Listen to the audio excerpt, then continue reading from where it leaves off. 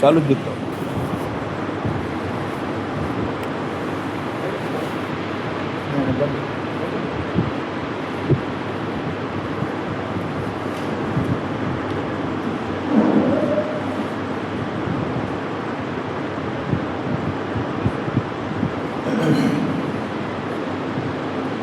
الحمد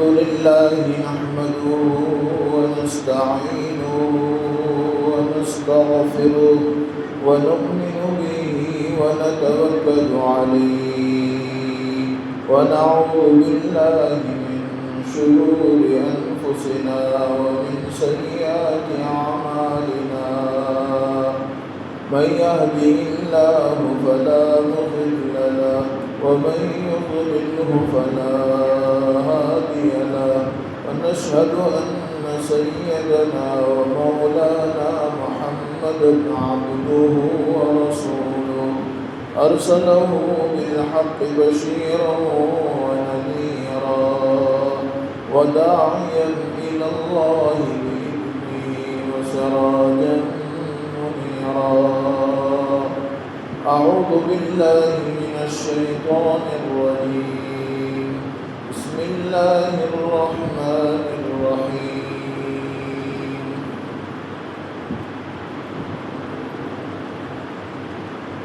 إن أول بيت وضع للناس للذي ببكة مباركا وهدى للعالمين صدق الله العظيم. اللہ رب العزت نے سب سے پہلا جو گھر بنایا ہے وہ گھر ہے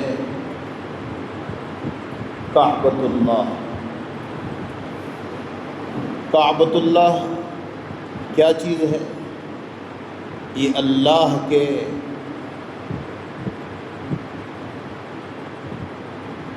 گھروں میں سے وہ گھر ہیں جس پر اللہ کی تجلی اترتی ہے.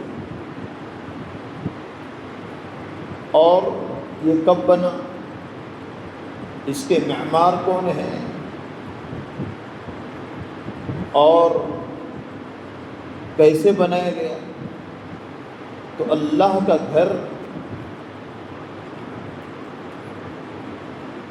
کعبۃ اللہ پہلے پوری دنیا میں پانی تھا، ہر طرف پانی ہی پانی تھا، کہیں پر زمین نہیں تھی، کیونکہ پانی کے اوپر زمین ہے، زمین کے اوپر ہم جیسی مخلوقات ہیں، تو پہلے پانی ہی پانی تھا. تو اللہ نے جہاں ابھی کعبۃ اللہ ہے وہاں پر ایک اینٹ کے بقدر وہاں پر مٹی تھی، ایک اینٹ کے بقدر. کعبہ کہتے ہیں ابری ہوئی چیز کو، ابری ہوئی چیز اسی کا نام کعبہ ہے. تو کعبۃ اللہ یہ اللہ کا گھر جو ابھرا ہوا ہے. تو کعبے کی جگہ پر ایک اینٹ کے بقدر جو ہے وہاں پر مٹی تھی، تو اللہ نے وہاں سے مٹی کو پھیلانا شروع کر دیا. پوری دنیا کے بیچوں بیچ یہ کعبہ آتا ہے اور ابری ہوئی جگہ ہوتی ہے وہاں پر، اس لیے اس کو کعبہ کہتے ہیں.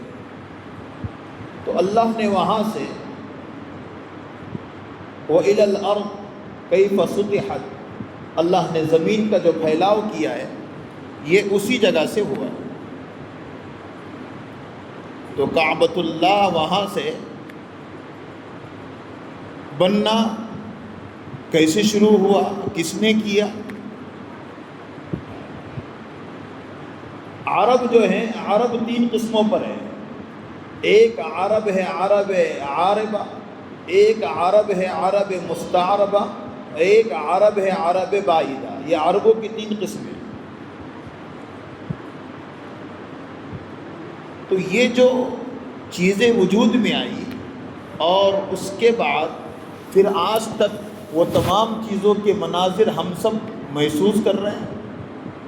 تو اس کا جو بنیادی جو چیز ہے اس کے اپنے سمجھنے کے لیے وقت درکار ہے کہ سب سے پہلے اس زمین میں کیا ہوا ہے؟ تو عرب جو تھے یہ 3 قسموں پر تھے۔ ایک عرب وہ ہیں جنہوں نے عربی زبان کسی اور سے سیکھی ہو، ایک عرب وہ ہیں جس کا نام و نشان تک مٹ چکا تھا، جس کو عرب باحدہ کہتے ہیں، قوم عاد، قوم سمود، قوم ہود، قوم لوط، یہ قومیں اگر اللہ بیان نہ کرتا تو ہمیں بھی سمجھ میں نہ آتا کہ بھئی یہ لوگ ہیں، اس کو کہتے ہیں عرب باحدہ۔ تو یہ عربوں کی قسمیں ہیں۔ تو حضرت اسماعیل علیہ السلام یہ عربی نہیں ہے، یہ حضرت ابراہیم اور ان کی بیوی حضرت ہاجرہ یہ جا رہے تھے، اور راستے کے اندر پانی بھی اور سب چیزیں ختم ہو گئی۔ حضرت ابراہیم کو حکم ہو گیا کہ آپ چلے جاؤ، تو وہاں سے جب نکل گئے تو نکلنے کے بعد پھر بیچوں بیچ جنت المعلیٰ تک حضرت ہاجرہ دوڑی، کہاں کہاں چھوڑ کر جا رہے ہیں، بڑا لمبا چوڑا واقعہ ہے۔ اس کے بعد حضرت ہاجرہ نے یہ کہا اذن لا یضیعنا، تب تو اللہ ہم کو ضائع نہیں کرے۔ تو وہاں سے جب 7 سال کے بعد لوٹے ہیں تو دیکھا کہ ایک یہاں پر محلہ بن گیا۔ محلہ کیسے بنا؟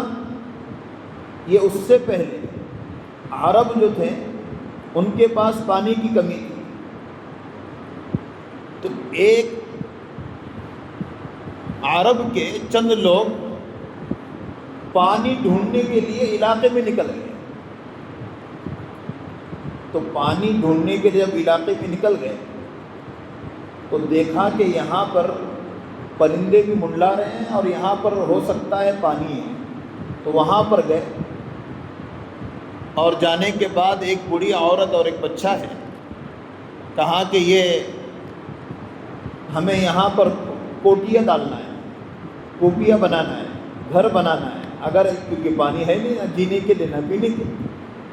تو حضرت ہاجرہ نے اجازت دی اس لیے کہ آپ رہ سکتے ہیں، مسئلہ نہیں ہے، لیکن پانی پر میرا اور میرے بیٹے کا قبضہ رہے گا۔ اور ایک روایت میں ہے تاریخ کے کہ اس سے کچھ پیسے بھی مجھے دینا پڑے، یہ پانی جو آپ استعمال کریں گے، یہ بات انہوں نے کہی۔ اب وہاں پر یہ لوگ رہنے لگے۔ تو حضرت اسماعیل کو عربی نہیں آتی تھی، سریانی زبان جانتے تھے، لیکن ان بچوں میں رہ کر انہوں نے عربی زبان سیکھی ہے، اس لیے یہ عرب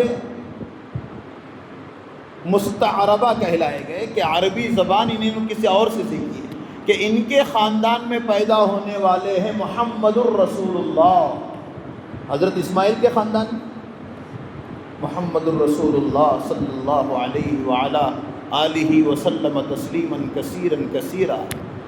تو یہ اللہ کے نبی کی پیدائش اور ان کے اپنی نسل جو حضرت اسماعیل سے چلی انہی کے خاندان میں آ رہے ہیں۔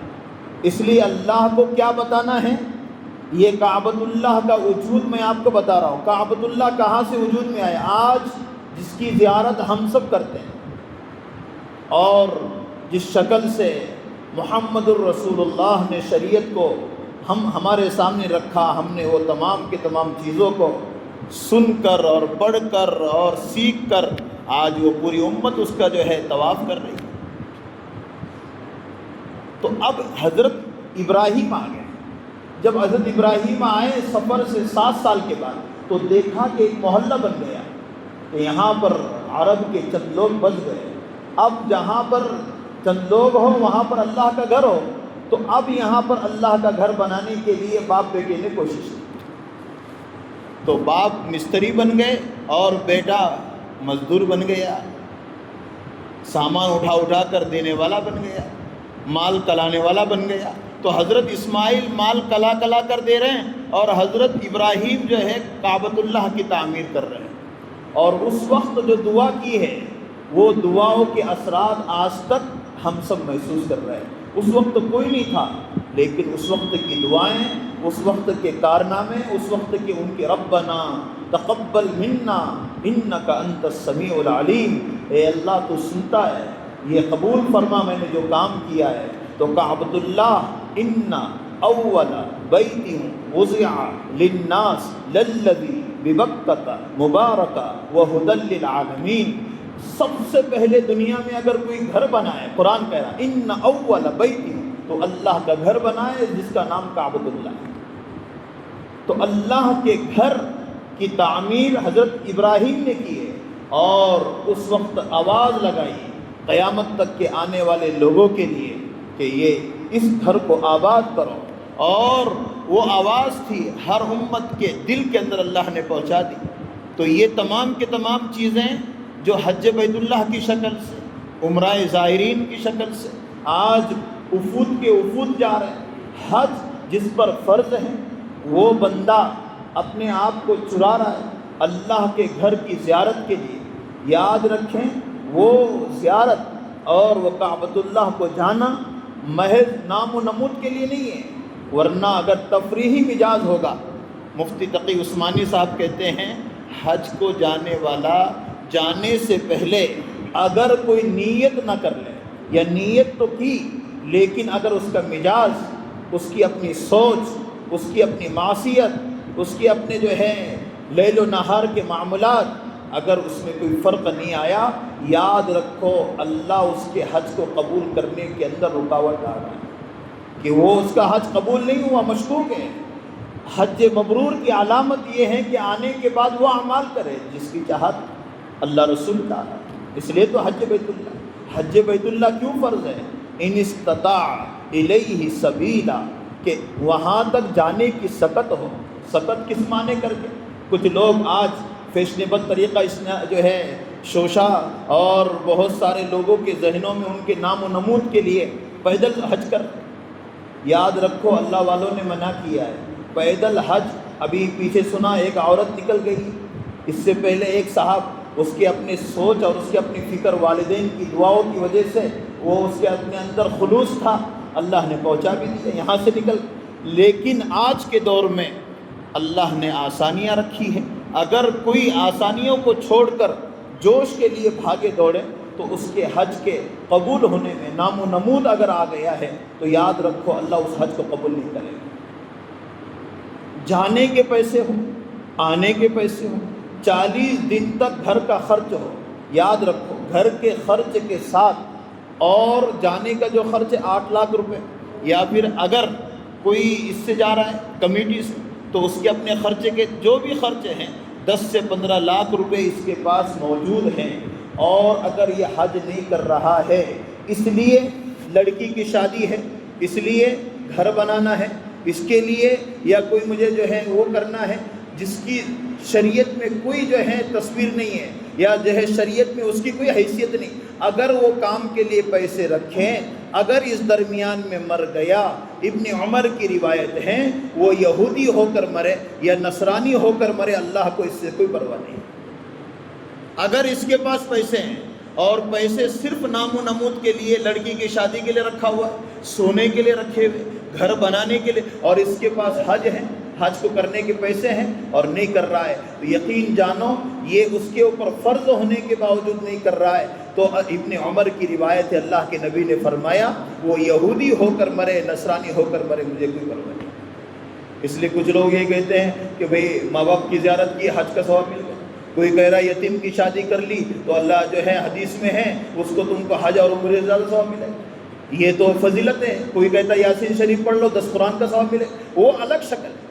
لیکن جس کے پاس پیسے ہیں اور نہ کریں، اور اللہ کے نبی نے فرما، اور یاد رکھو حج فرض ہے، نماز فرض، روزہ فرض، اسی طرح جو ہے زکوٰۃ فرض، ایسے ہی حج فرض ہے۔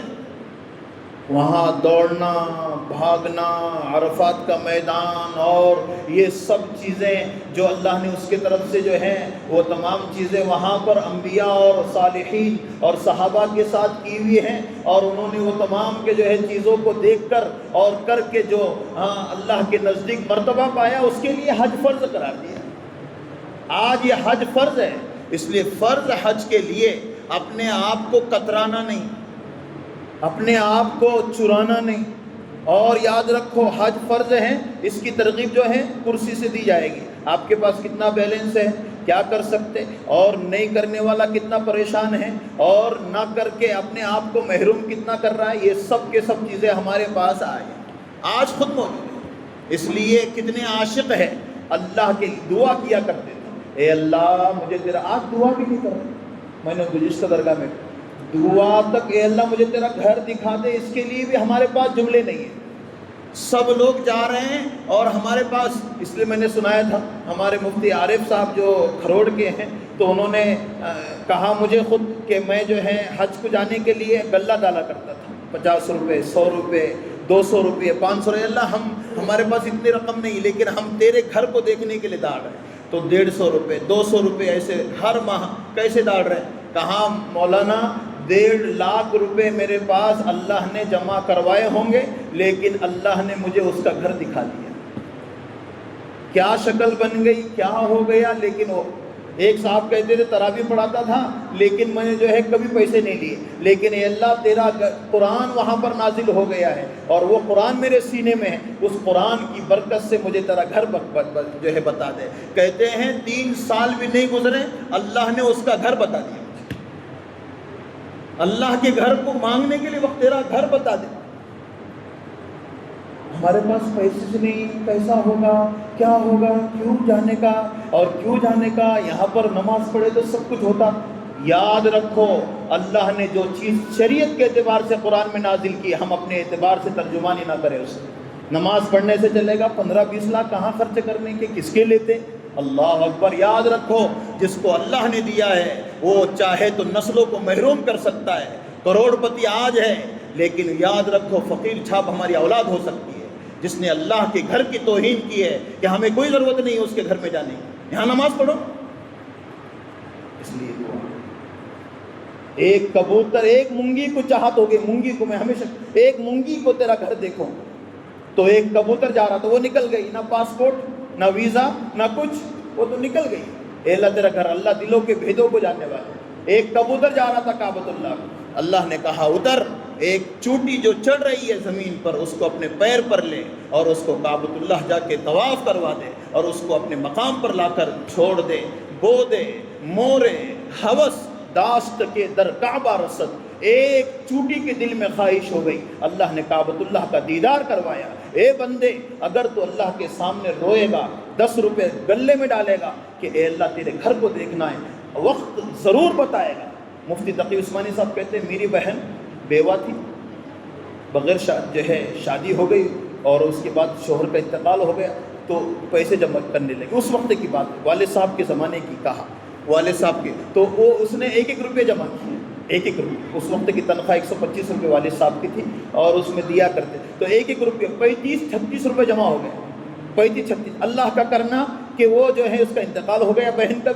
تو والد صاحب نے یہ کہا، کوئی جا رہا تھا، کہا کہ 35 روپے اس حاجی کو دیے، کہا کہ یہ ہماری اپنی بیٹی کے، آپ جو ہے حج کے کاموں میں اس کو استعمال کرا دیں. ہو سکتا ہے اس نیت سے اللہ اس کو حج بیت اللہ کرا کر کل قیامت کے دن اٹھا لیں. یہ آج ہماری اپنی نیت، ہمارے بچوں سے ڈالوا 10 روپے بیٹے عمرہ کرنے کے دال، اے بیٹے حج کرنے کے لیے، ایسا غلہ بناؤ. دیکھو پھر کیسے اللہ جو ہے ہماری اپنی. ہاں یاد رکھو اللہ مجھے بھی ہم سب کو عمل کی توفیق عطا فرمائے. اور ہر نماز کے بعد نیت کرو انشاءاللہ حج بیت اللہ کے لیے دعا کریں گے انشاءاللہ. کم سے کم ان ایام میں اللہ سے خوب دعاؤں کا اہتمام کریں. اپنے آپ کو 5 نمازوں کا پابند بنائیں. بڑے قیمتی ایام اللہ دے رہا ہے، لیکن ہماری اپنی سمجھ کے باہر ہے. ہم نے ہماری سوچ کو کافرانہ بنایا، ہماری اپنی سوچ کو ہم نے کیسا بنایا. اللہ میرے لیے بھی آسان فرمائے، ہم سب کے لیے آسان فرمائے. وآخر دعوانا ان الحمد للہ رب العالمین. سنتیں پڑھنے رہے.